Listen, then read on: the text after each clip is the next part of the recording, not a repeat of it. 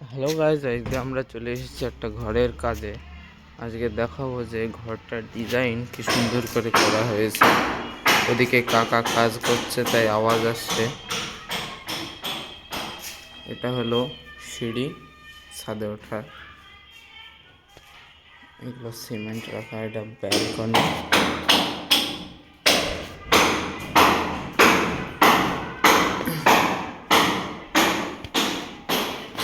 এটা হলো রুম একটা,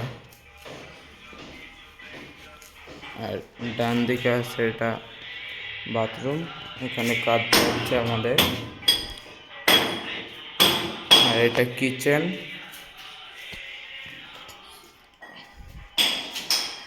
এটাও একটি রুম।